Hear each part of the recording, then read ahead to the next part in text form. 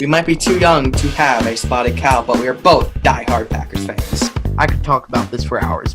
He was my legend. He was my quarterback one. Taysom Hill, forever in my heart. We have a kind of a reputation of being the young and diehard fans. How was that, Dr. Pepper Taysom? Amazing. Okay, good. Let's keep it under 25 minutes, all right?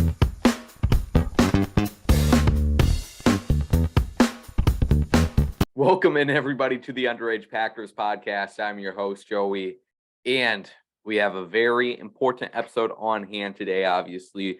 The most important day in Packers offseason history since whenever Brett Favre retired in 2008. 12 has declared that he wants to play for the New York Jets.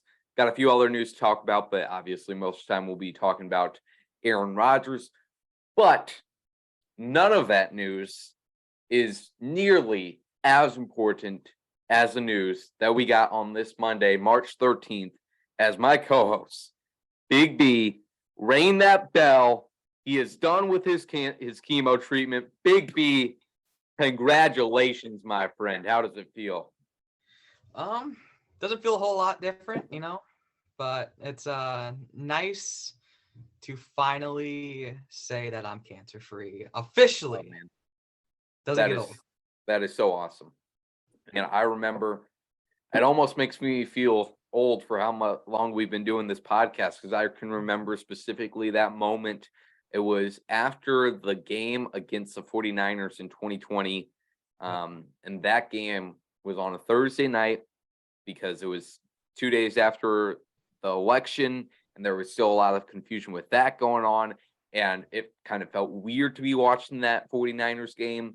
They win that game, and then a few days later, you get the news, and it was just a weird week. And I'm so glad that we are at this point now, 3 years later.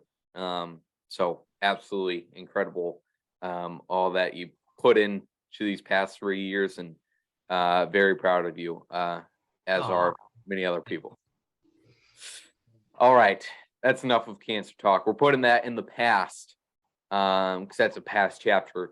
Aaron Rodgers, obviously, if you haven't heard, has declared he wants to play for the New York Jets in 2023. So we will be talking a little bit about the logical side of this, what this actually means for the Packers. But, you can't have a conversation about a quarterback of 18 years, 15 years as a starter. You can't have a conversation about him leaving without having a little bit of emotion involved. So I first wanted to, for the both of us, get this really one final chance to get everything off of our chest, not in a bad way, but just show all our gratitude for Aaron Rodgers. And the main thing that I've been seeing on Twitter over these past 2 days is, even from the people like us two that were pretty much adamant that it was time to move on, just a lot of appreciation for what he has meant to this franchise. And I have just loved seeing all of these people on Twitter say their goodbyes and thank you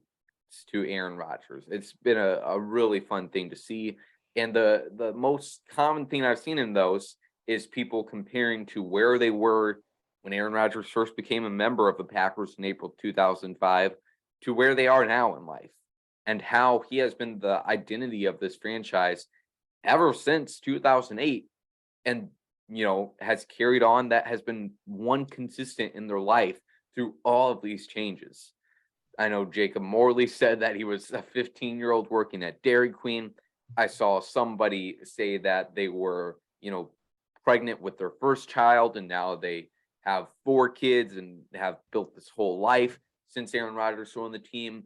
For me, I was born a month before he was drafted, and now I have gone through all of my first 18 years of life knowing him as the Packers quarterback.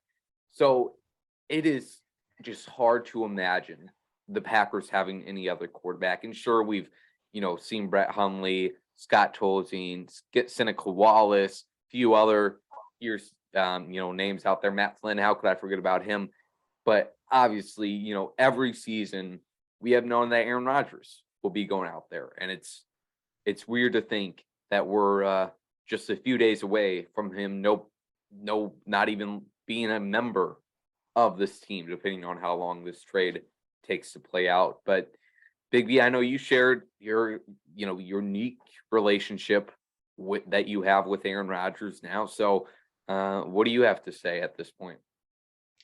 Yeah, well, I pretty much have gotten everything off my chest, especially in that post that I made, my goodbye post. But all I'm gonna say is, like you were a month old. I wasn't even born yet when Aaron Rodgers got drafted. So he's been a member of the Packers before I was even born, which is Mhm. absolutely insane to say. Good God, man. Absolutely insane to say, but like you, we both. Aaron Rodgers is the only quarterback that we know. Yep. We've never seen Brett Favre play as a Packer, and also, like you said, it's hard to imagine somebody else being under center week one. And now we're moving on to Jordan Love, who Mhm. us, we really Really love him. Yeah. really love him, I guess, is what I'm trying to say here. But yeah, I have a lot of appreciation for Aaron. He's one of the nicest people I've ever met. Mhm. I know we talked about this back in November. Like he makes you feel comfortable. He makes you feel like you've known him forever. And I'll forever appreciate the time that we got to chat a little bit in the lunchroom and walking to the huddle during my Make-A-Wish. I love him still. I'm gonna root for him with the Jets, and I'm glad to say I got to meet him. I'm glad to say that Mhm. he was my quarterback for as long as I can remember, and I love you, Aaron. There was a post on Cheesehead TV when Brett Favre, I don't know if it was when he was traded or when he retired, but there was a comment all the way back from 2008 just showing their appreciation for Brett and said, but it's time for a new generation of Packers fans to have their hero. And that is how puts things in a weird perspective. Especially for me, my older brother, Dave, was 5 years old, I believe, when the Packers won Super Bowl 31.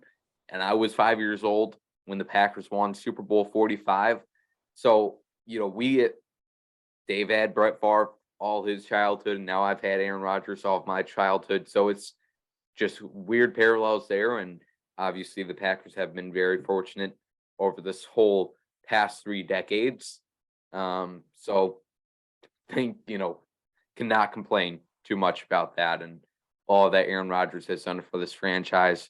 It's going to be rough over this offseason because I do like to go back and watch games and from the past, not only the past year, but also the past decade and even going past that if I'm feeling a little risky. But I have not watched like 2020, 2014, prime Aaron Rodgers. I have not watched a game from him in quite some time. So when I go back this June, July and watch one of those games and it's gonna be even more difficult. But at the end of the day, it is time to move on. And that's where the Packers are at this point. So going ahead to the logical aspect of this and how it directly involves this football team. First, and most importantly, is the trade compensation that the Packers could be getting in return here. And this was impacted quite a bit yesterday when we learned that he has made his mind up since Friday of last week, so 2 days before free agency started, contrary to the reports earlier in the week that were pretty much like, well, they're just waiting for Aaron Rodgers to make his decision. But according to Aaron, last Friday, he made his mind up that he wanted to play for the Jets. So now it's all coming down to compensation. And we know, at least since last Friday, the Jets and Packers have known that Aaron Rodgers is going to be traded over there, or at least that is his wish. And they're still working this deal out. But now that it's out in the public that Aaron wants to play for the Jets, it gets a little more interesting for both sides. The Jets, this has been a debate ever since yesterday about who has more leverage in this trade now. For the Jets side, in their favor, they know that Aaron Rodgers does not want to play for the Packers. And it would be kind of, foolish for the Packers to get nothing in return for their $50 million. On the Packers side, though, the Packers can pretty much say, well, New York, you didn't sign Derek Carr. You didn't get Jimmy Garoppolo. You don't have the money to pay Lamar Jackson a long-term contract. Even Taylor Heineke is off the board for you now. Do you want to go with Zach Wilson or pay a little bit of tax for a 39-year-old Aaron Rodgers? And the Packers can just sit back and wait for the Jets to move. And honestly, Zach Wilson, and for a team that was rebuilding, then they might just roll with him, see what they have for him. And if he sucks, then all right, they're going to be back in the top 10 picks next year. But the Jets are a pretty good team.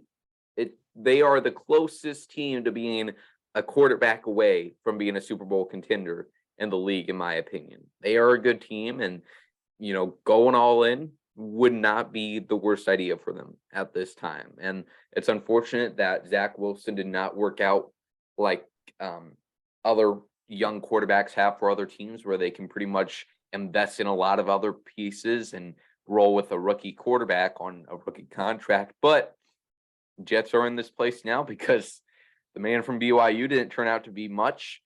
So that they're in an interesting spot. And, it's going to harm them having to probably give up pick 13 now instead of being able to use that on a valuable piece.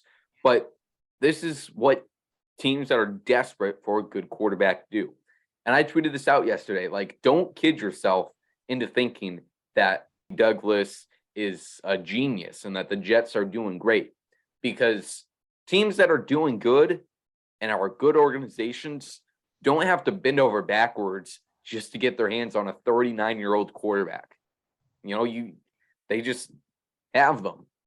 And I'm not saying that they just are so great at drafting and can pick out great quarterbacks, because if it was that easy, there would never be any quarterback bust. I mean, there's only 32 GMs in this league. They are all have a very good eye for talent, obviously. But, the Jets are not a good organization. This is not a sign of a good team for a team that has to bring along some of his buddies. Even though Aaron Rodgers denies that, bring over Allen Lazard. They have to do all of this to be able to get him and hopefully contend for a Super Bowl. So leverage is definitely an interesting thing here. Another thing, going back to Rodgers' conversation with Pat McAfee yesterday, Rodgers did not shy away from taking shots at Adam Schefter and other members of the media like he usually does. He denied the report that he had made a wish list for the Jets to sign some players: Allen Lazard, Mercedes Lewis, Odell Beckham Jr. was also rumored to be on this hypothetical wish list, but according to Aaron, that list does not exist. And he told Adam Schefter, after Adam personally texted Aaron said, "Lose my number." I don't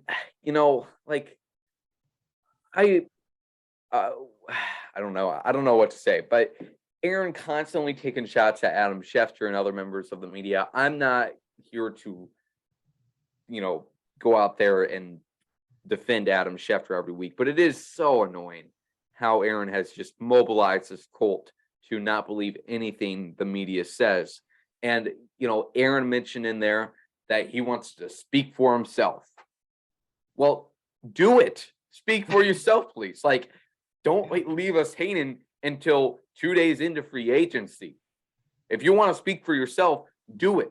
Because when you say you're not going to hold the team hostage and you're going to have your mind made up by the beginning of free agency, and then we're 2 days into free agency and we still don't know anything, if you speak for yourself, if you don't want speculation about you in the media, if you don't want Adam Schefter and Ian Rappaport speculating when a trade is going to get done or what the holdup is in a trade, speak for yourself.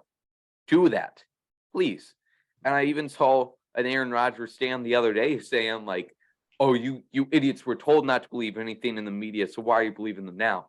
It's not believe anything that Schefter and Rappaport, these big name insiders, we're not supposed to believe anything that they're saying. How are we supposed to know anything about what's going on then? We're just supposed to wait for the @NFL account to tell us? That is their job. And unfortunately, they're going to be wrong sometimes. They're going to take a hunch. They're going to assume things that were not. They're going to infer things that were not implied. But I just find that frustrating. And Ben Slowick of the Ringer wrote an article today just kind of talking about Aaron Rodgers' personality and specifically his digs on the media. And he pointed out how Rodgers likes to constantly say they have everything wrong when Rodgers pretty much confirmed a lot of the reports that were circling around over this past week. So that's all I have to say about that. And I don't know why I get so defensive of Adam Schefter specifically, but I just find Rodgers constant digs at him annoying when he is mostly telling the truth. And for the most part, I find his fans just like believing everything that he says very annoying too. Okay, one last thing with his appearance on McAfee yesterday. And I also looked back and watched his press conference after the loss to the Lions in week 18. And one thing that I realized after watching the Lions press conference and McAfee was that he completely understands that it is time to move on, or that it's at least the Packers' view that it's time to move on. So, you know, anybody saying that Aaron Rodgers needs to realize that this is a business isn't really listening to these parts. He said it in McAfee. He said in his post-game press conference after the Lions game, he said, sometimes, you know, at some point that carousel stops and it's time to get off. It's time for a new voice to be leading this team.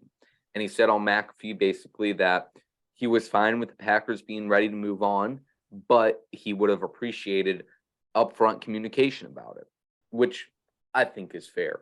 And I totally respect Aaron for that, understanding its business. And I do think him being in a very similar situation on the opposite end in 2008 makes him understand this a whole lot better.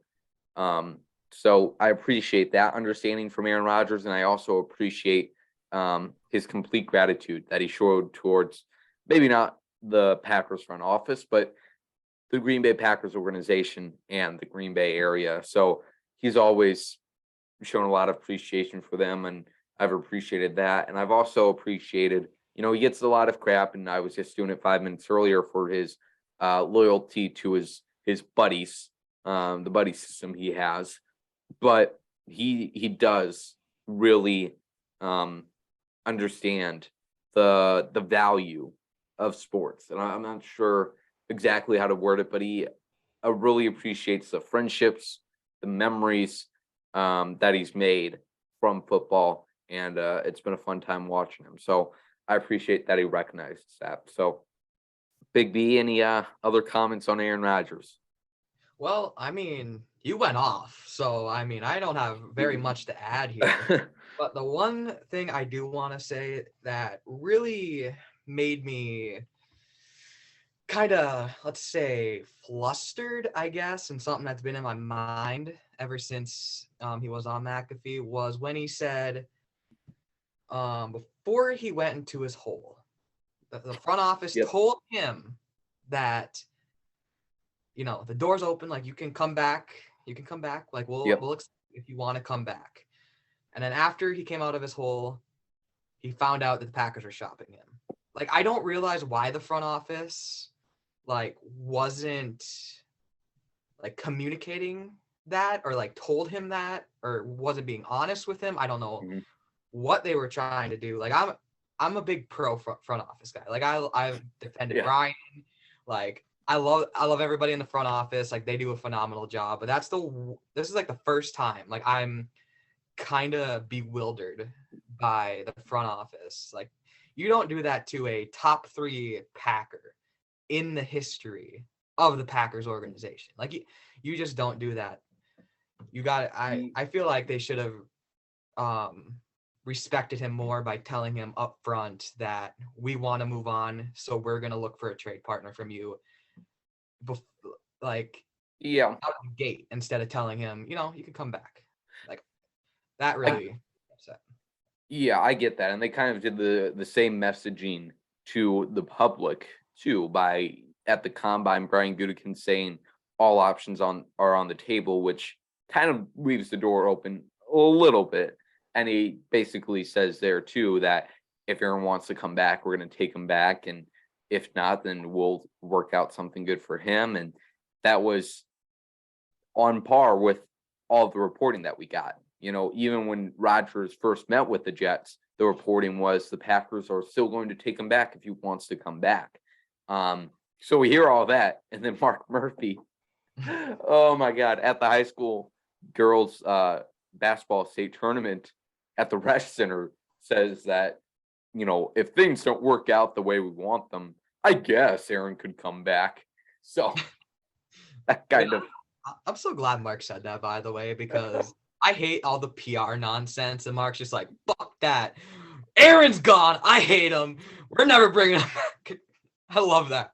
I love Mark for that. Oh my God. Mark, oh my God. Mark gets a lot of hate. And, he is not the smoothest guy when a microphone is put in his face, but oh, God bless that old man.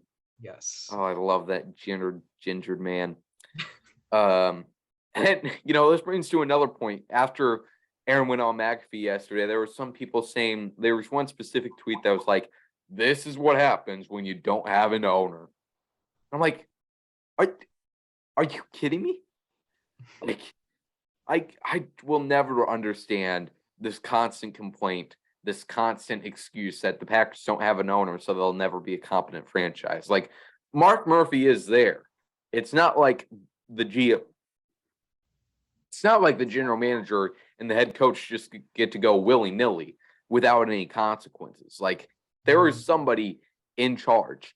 And if you are fed up with the stupid stuff that Mark Murphy likes to say, then, oh, man, it gets 10 times worse with an actual owner. Look at Jerry Jones, please. And, Dan Snyder doesn't say much. When it does, it goes wrong. But just so much controversy around every owner. And if they're not involved in controversy, they're just incompetent and have no idea how to run a professional football team. So carry on with complaining about not having an owner. It's fine, whatever. But that's that.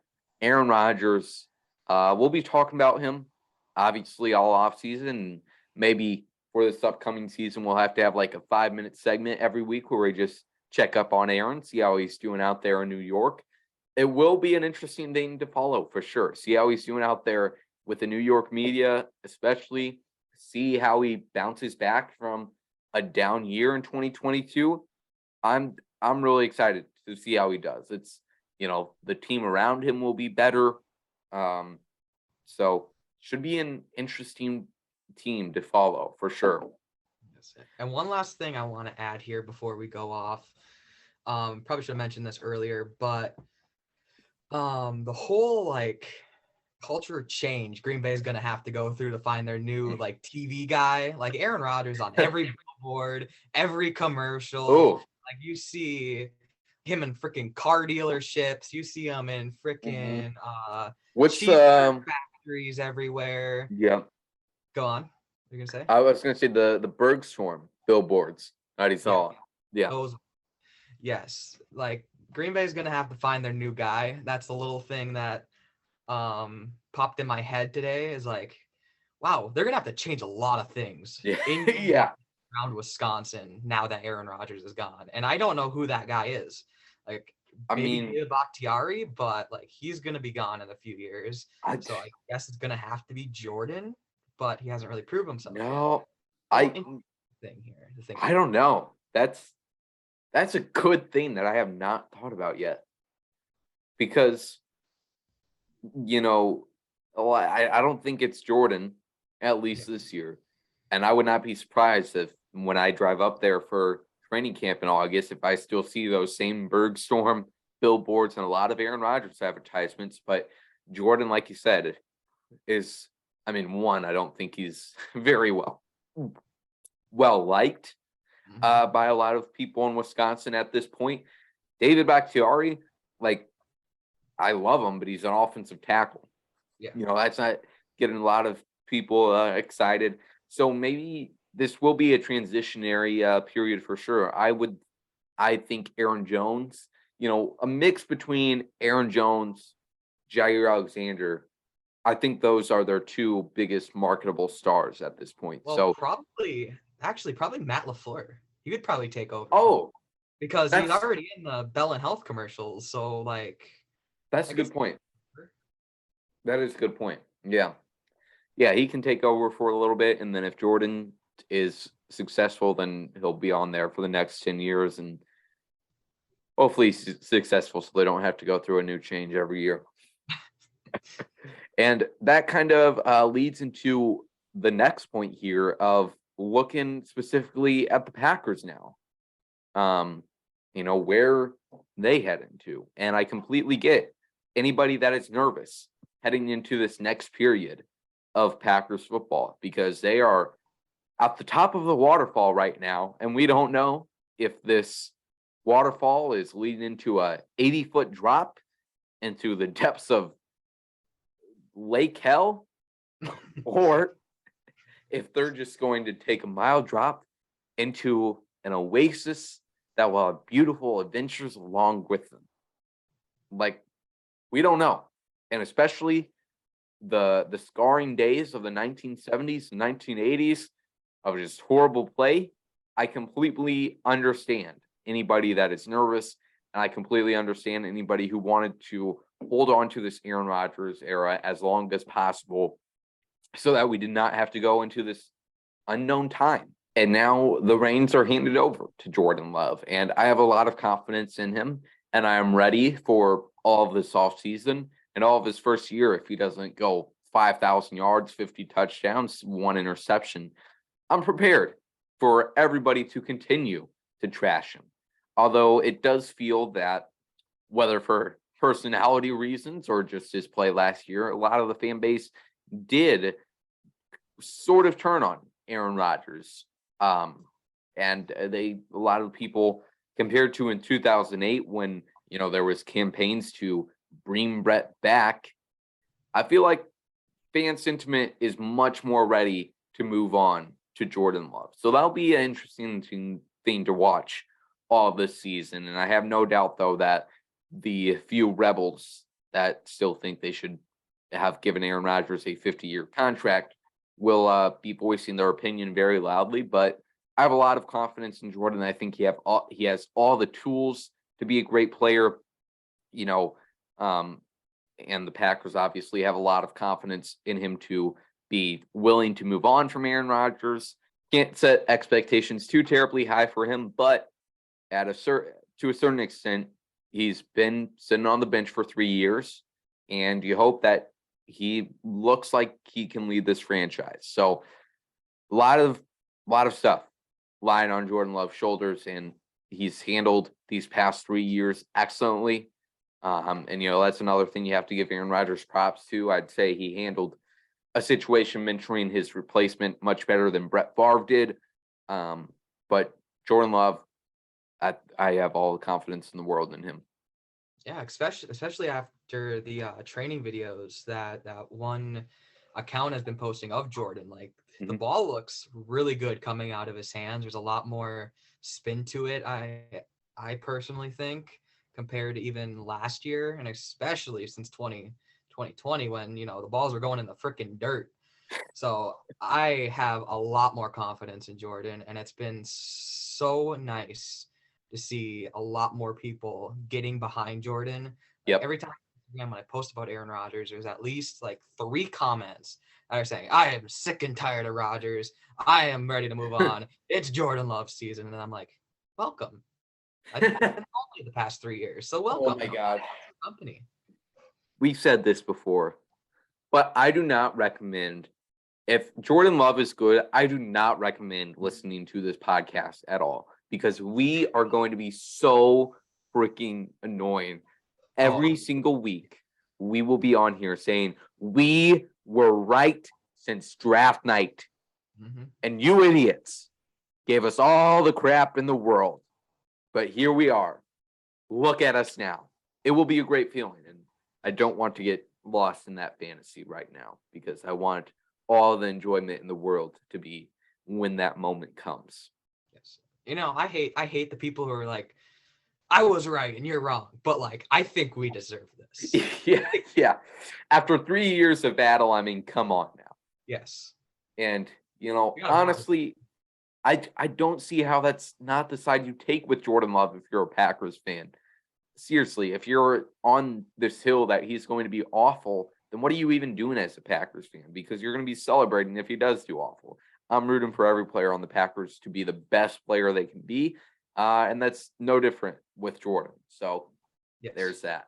Minus Jake Hansen. He needs to be gone. But that's just... Wow. Okay.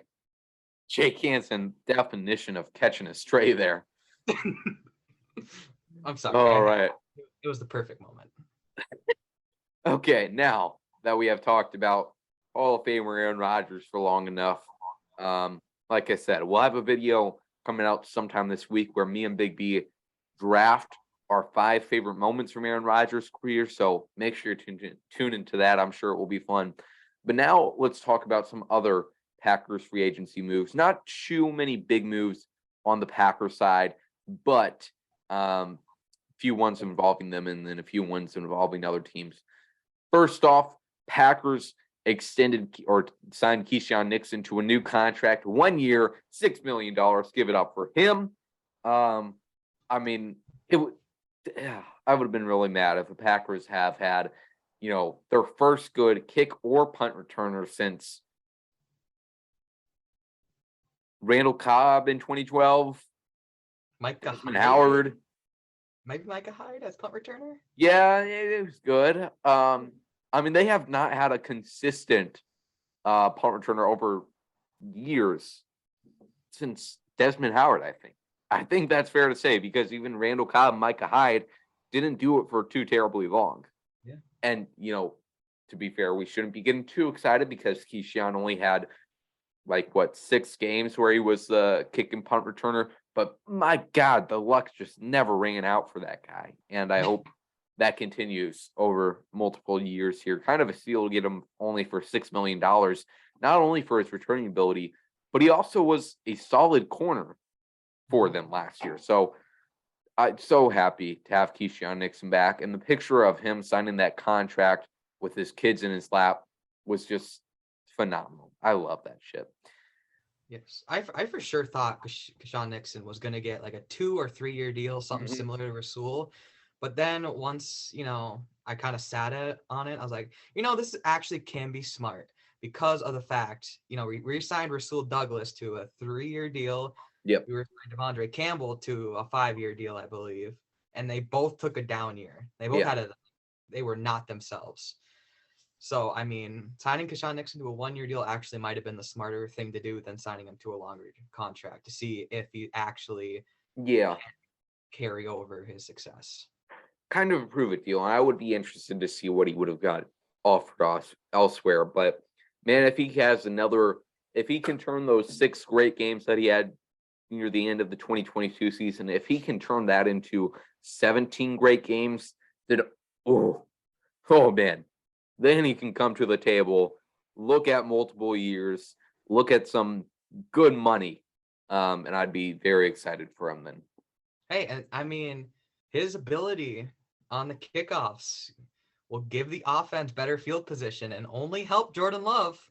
Yeah. I'm just saying. Yeah, truly. Yeah. Okay, so that's Keyshawn. Then next up, who we got? We got Allen Lazard signing with the Jets for 4 years, $44 million, $22 million guaranteed. And I know it's become the popular thing to hate on Allen Lazard, but let's not lose sight of the journey this guy has been on. He gets signed from the Jaguars practice squad at the end of 2018. I still remember on my Instagram fan page making a post for him, tagging the wrong Allen Lazard account, Allen Lazard, who was a baseball player, and Allen Lazard's mom commented on my post and said, "You tagged the wrong Allen." Still remember that for some reason.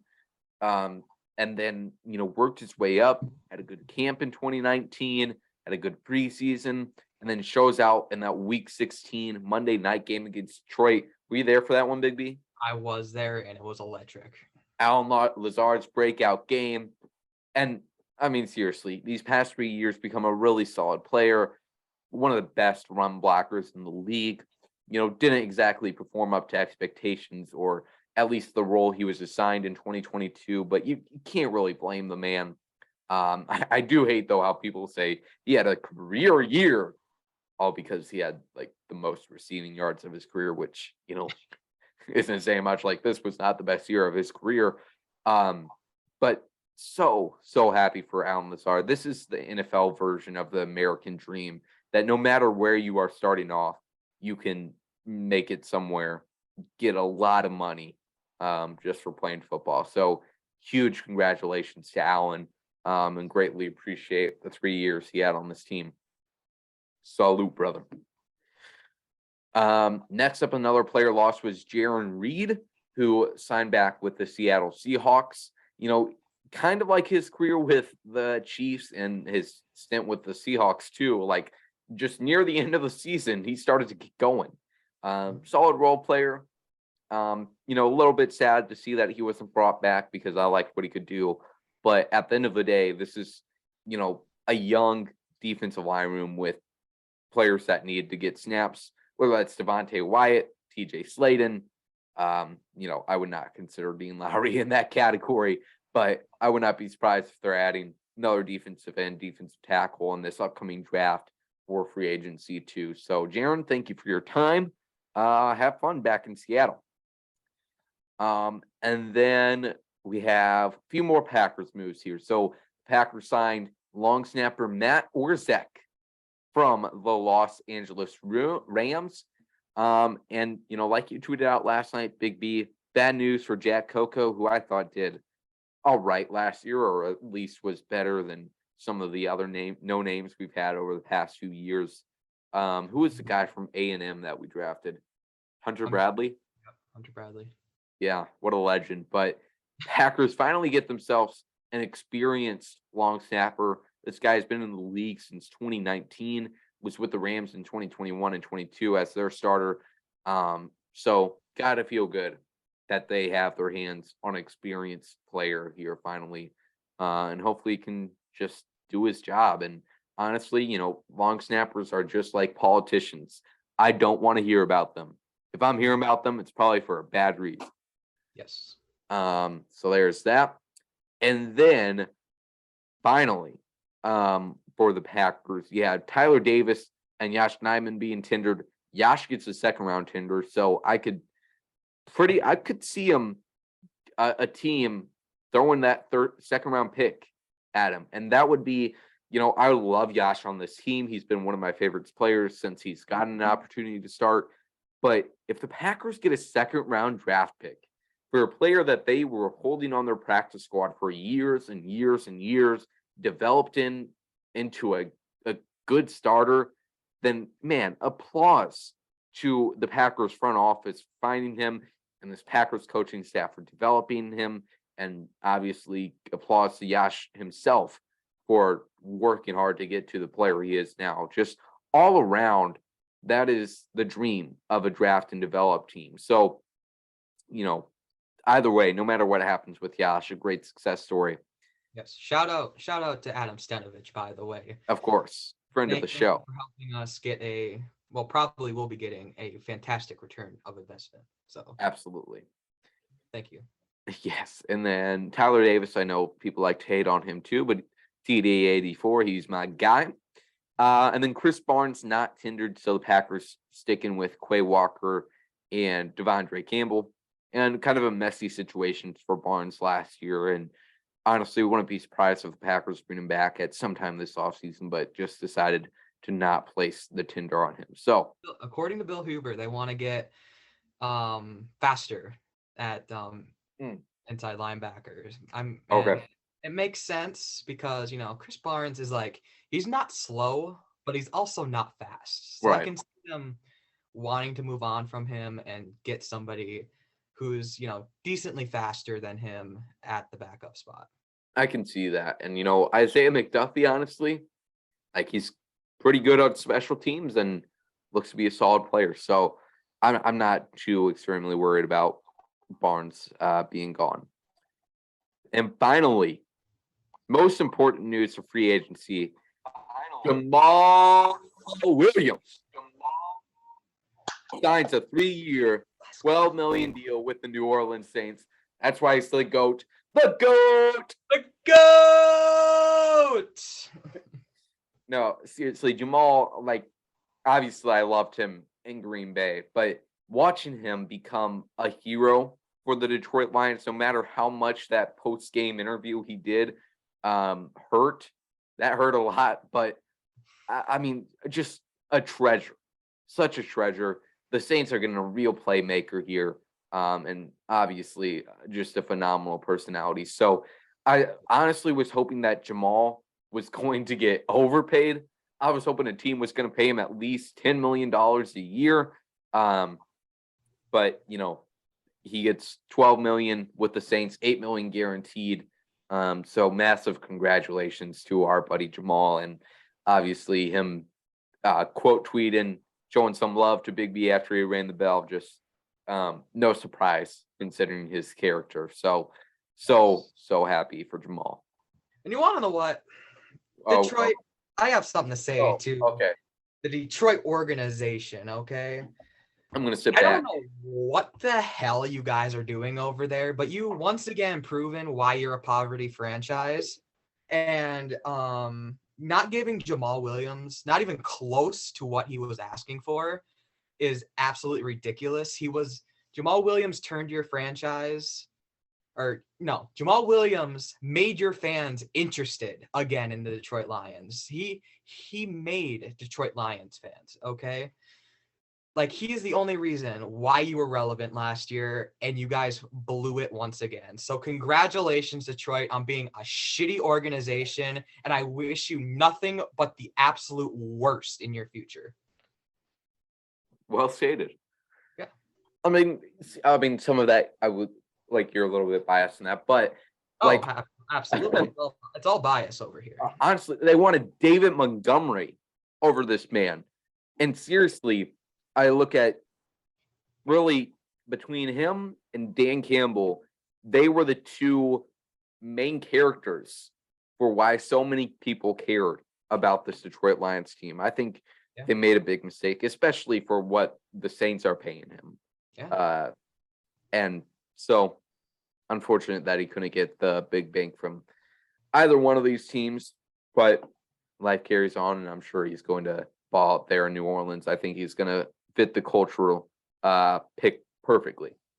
Yeah, and I don't know what the Lions cap situation is, but I sure know they got cap space because they absolutely suck at drafting. So yeah, who are you paying? Who are you paying, brother? Yeah, like, who are you paying over there? Like, you got like freaking role players at every starting. Like, come on now.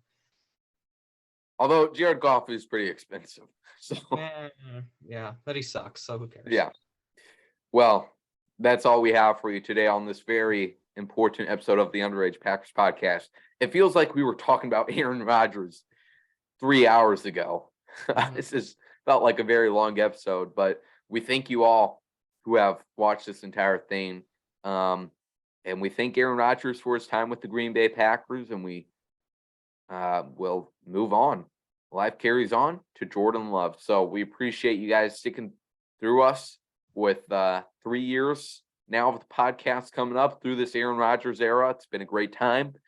If you wanted to continue to follow our stuff, make sure you subscribe to this YouTube channel and follow us on all the socials. That being said, talk to you later. Go Pack, go.